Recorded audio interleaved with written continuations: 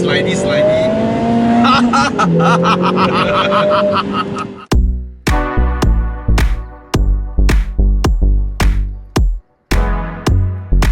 I'd rather terrorize someone in a 2-ton family car than a sports car.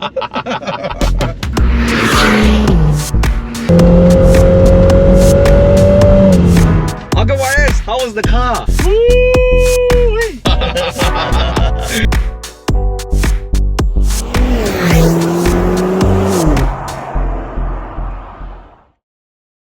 Before the video starts, I want to give a big shout out to our sponsors Xpel Malaysia. Now many may know them for some of the best paint protection films out in the market, but they also produce excellent window tints.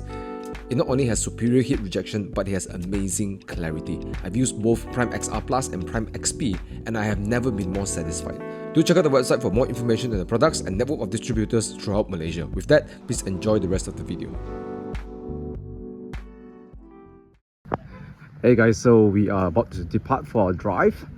So we have all the i4, so some interesting specs before we get on. Just having a briefing with Gavin, who's in charge of developing the car's experience and how it drives.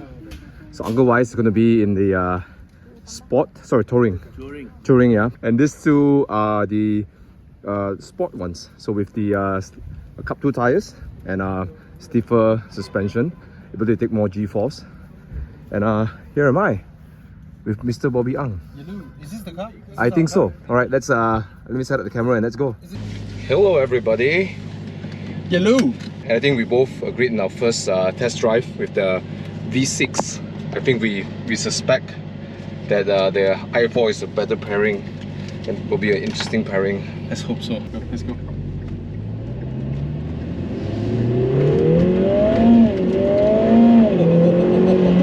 It's proper rapid. Mercedes engine. Yeah, you know, it's not a bad thing, isn't it? Yeah. Fantastic. And as Gavin was sharing, right, it's not like it's a lower kind of thing, right? Yeah. They always envision the Emira with a 4-port and then a V6, you know.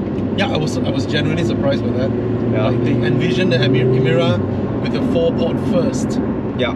Then only they created the V6. Because V6 is their heritage, right? Yeah. With the larger Lotuses. And yeah, the other exciting thing as something we discussed is that you know, the V6 is not inherently a racing engine, not a performance engine. So they buy it, and as we learned in the plant, they have to strip out a lot of parts. They actually chuck a lot of parts away. Really, you know, build some things to their spec. Yeah. Whereas the AMG engine, It's a proper racing engine. yeah. Yeah. And you know, it's a car maker that knows how to make good 4-ports. Probably the best 4-port The in the best 4-port in It's the world. manic. Yeah. It has all the recipe of drama. And the way it sounds. Yeah. So I can't wait later on when we have maybe a track or somewhere we can put it on track mode and just unleash the drama. Yeah, 360 horsepower, right? But they built a new frame, rear subframe for this, for the engine mounting and stuff. But here it's like a cast aluminium. Yeah, So because the V6, the Evora had it. So they can simply they have the technology, everything from the Evora Yeah. to be transplanted over here. Yeah. Whereas the i4 is a brand new one. So since it's brand new, they might as well just do a cast aluminium subframe. Yeah. So you get maybe a different rear axle rigidity, and for maybe, like Gavin said, they have to rework the suspension on the rear. Yeah, and it's everything lighter. in the rear. Yeah. And it's lighter. Yeah. And I think the stiffness will translate in its road handling for sure. Now the other thing that's different on the 2.0 turbocharged Emira is that it doesn't have an LSD like its V6 partner. What they have instead is an electronic differential, which it worked very closely with Bosch to develop its driving dynamics. And I was told it's pretty good. We'll find out more later in the track.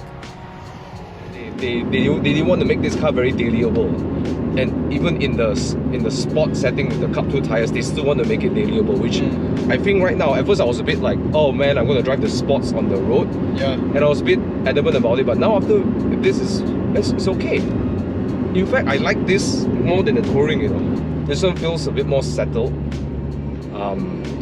More Thomas Yap type of right, like if you drive spiritedly, yes. Yeah. It is. You're in sports suspension now, right? This is sports engine setting. The suspension is passive. Okay. So, okay. So this is sports suspension. yeah. Because there's So sports nice. and touring. Touring is the one with the Goodyear tires. Bro. Yeah. See, I feel the road, Yeah. but never at any point of time Yeah. it bottom out and rebound me back up. Yeah. Like the yeah. 330i, Yes. the pre-facelift Yes. BMW 330i, the G30, right? or the Golf G30, MK8 GTI, sports mode. Right, those are genuinely uncomfortable. Yeah.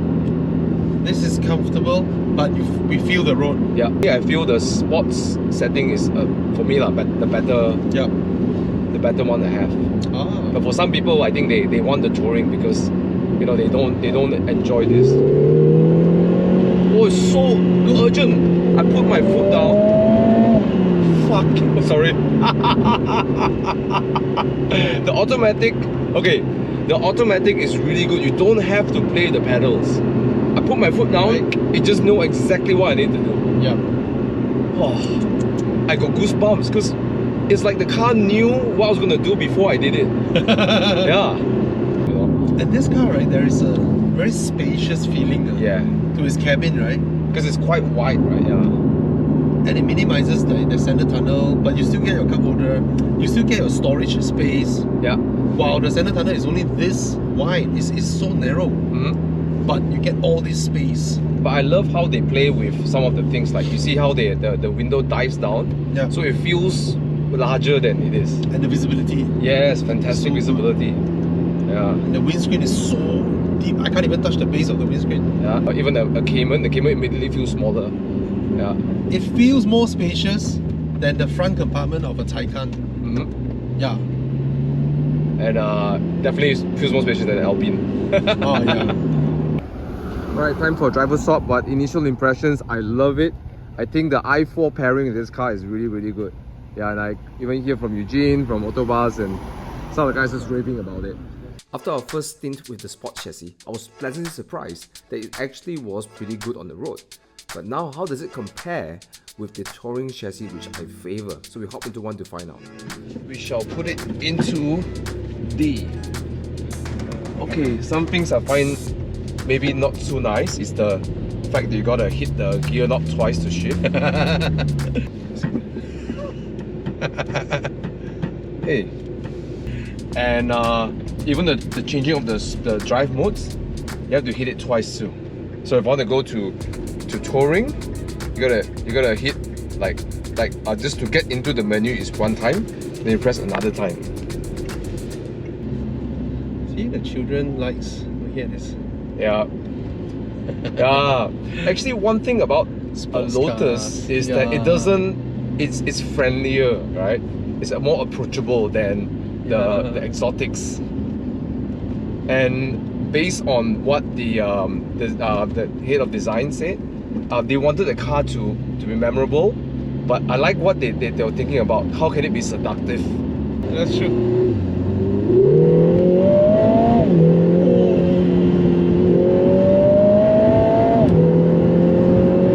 Damn, this car is fast, bro. What kind of speed is it making? Bloody hell. No, on roads these time, right? Oh. Actually, it tells you like the sports suspension. Yeah. Tells you every grain on the road. Yeah. This one it dials back a bit. No, this one, it tells you, but it doesn't need to react all the time. Yeah. It doesn't react. The one This one's so nice. I'm 100% going for the touring because it makes the car so much more faster when you have a suspension that is pliant. You dare to go so much faster solely because it's more pliant. Wow, See, so a crest like furious. this, right? You will appreciate this one. Wow. Comes a big car. So nice.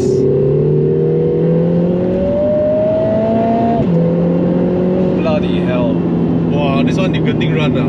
Yeah, you can't. Not a lot of cars can keep up with this. Wow. Trail off the brakes.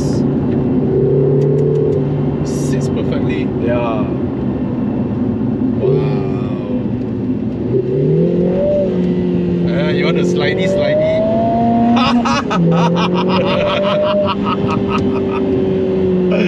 It's so predictable. Oh. Like you can inflict a bit of slide. Yeah. Oh. Okay. I think we can all conclude from the laughing in the cabin, the Lotus Emira i4 is very fun on B roads. And in my opinion, I think the touring spec is the one to get. It's more fun, you can have the tail step out easily, and its pliancy just allows better enjoyment on B roads. As Bobby said, you can really just extract more speed with that. But not everything is perfect in this car as well. If there is a minor complaint about the automatic gearbox tuning in sports mode. I felt the downshift was a bit slow too. Yes, the downshift. That takes programming only, so let's hope Lotus will update the program. We're definitely gonna feedback this. Yeah. Or maybe you can just control by the pedal shifter. But yeah, I would prefer it to downshift a bit. That level of braking, right? Yeah. It should have downshifted immediately, right? If not a double downshift. Yeah. You know? Because when you start downshifting at the beginning of the turn, it's too late because it might unsettle the car. You want the downshift to happen when you're heavy braking on the straight, right? Towards the turn. Yeah, towards the turn. Not at the beginning of the turn. Yeah. So it was also very unnatural because as a driver you usually anticipate that. You were expecting the downshift to happen. Yeah. It did not happen. You start turning, then the downshift comes in. Yeah. Right? I think I think now with the touring pack and a couple of minutes spent, I think 40 plus minutes, 10 minutes spent in it, I think the touring pack is the more sensible option. Although I would prefer the sports, but this is the sensible one. This is the one that you can live with. But this is good enough. This is good enough, yeah. Yeah. I dare to push this too. It's not like that. Not this is bad. That one just gives you that little bit more, you know. That one, if you enjoy track days. Yes. Right. You go for track days and all that. You buy the sport. Yeah. Just like people who stay in Europe, US, you know, to enjoy your drive, you need to go to a circuit. Yeah. Then you buy the sport. You buy the sport. You're right. For us, we can enjoy in Thailand, in Malaysia, you know. Yeah. And this will do well in track day too. The touring can do well in track day. Yes. Yeah. Yeah. I mean, you won't go as fast as your friends in the sports pack lah, but little bit. Yeah. But it's okay. It's fun. That's what the driving is all about, isn't it? So how? I like the i4 more than the V6. Yes. It confirmed our suspicion. Yep. Do you realize one thing? On paper it's 360, right? Yeah. But when it gives you the power, it feels like 420, 430. Yeah. For this car. Yeah. Right? And then there are some cars who on paper shows you 450, but it delivers like 350. Yeah. So the one thing about how they design the whole 4-cylinder V6, it's not about which one is better than the other. It's according to Gavin, it's all about like what you need to know first. What do you want out of a sports car, right? So like you said, the newer drivers, or what we call it the point and shoot kind of drivers, then of course the i4 will be a great drivetrain choice. And then would you want automatic, or you got to start thinking about all this. Do you track your car? So it's not as though the V6 is superior because it has more cylinders than the i4. It's a choice, right? And add up with the way the car looks, whether it's a V6 or i4, you can't tell unless you really go up close into the car, So yeah, so it's not a hierarchy thing. Yeah. It's not like, you got the i4 because you can't get the V6. No, it's just a choice. Yeah. Versus trying to price your product differently and trying to create like a chasm between two different specs and stuff, And I feel they gave this good effort, like really put effort into this, didn't make like, you want to sell this one more stuff, versus like some other brands. Yeah. And I think it's one of the things that makes Lotus great is retaining all the passionate people that have been working for Lotus for decades, some of them 2 decades, some 3 decades. Yeah. And they stuck through thick and thin when Lotus was going through its tough times, So it's not only their knowledge, their skills, their experience, but it's the passion. And Lotus is driven by that. Really driven by that. And it really shows in their products. Later that day, we took the Emira to Lotus HQ's private test track.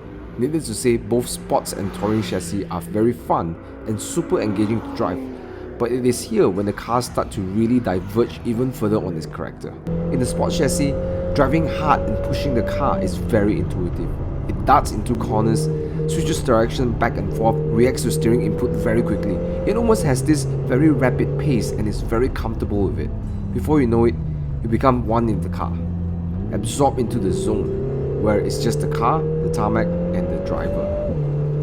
Now, the touring spec, however, is less urgent. It takes more time for the weight to transfer from one axle to the other, therefore it's less agile. But it's not necessarily a bad thing. There is a nice ebb and flow, which is very predictable. It's communicative, it's controllable, and once you catch the rhythm of the car, you can really start dancing with it, and that's the word. You dance with the touring chassis and you drive with the sports chassis. And it doesn't fall apart at the limit. It still performs like a true thoroughbred sports car. Now, the best way to describe both chassis is this. In the sports chassis, you set the pace for the car, and in the touring chassis, you work with the pace of the car. Now, the bizarre thing is that both of them look same on the exterior, but has very, very different character at the limit, and both built by the passion that is Lotus. Uncle YS, how was the car? Woo! Yeah. I think overall it's a great car. And to me, it doesn't really matter if it's a V6 or a i4. I think both are just as fun, and I think both cars are so close you can't tell the difference lah. Once when push comes to shove, you know, it's going to be, they are just as fast as each other. So there you have it. Whether you're driving the i4 or the V6, whether it's the touring or the sports chassis, you will not be disappointed because these cars are amazing. At the end of the day, it comes down to personal preference. For me, when I drive the sports chassis, I drive it with a grit on my face. But with the touring chassis, I drive it with a big fat smile on my face and the occasional giggles. For that, I'll choose the touring chassis with the i4.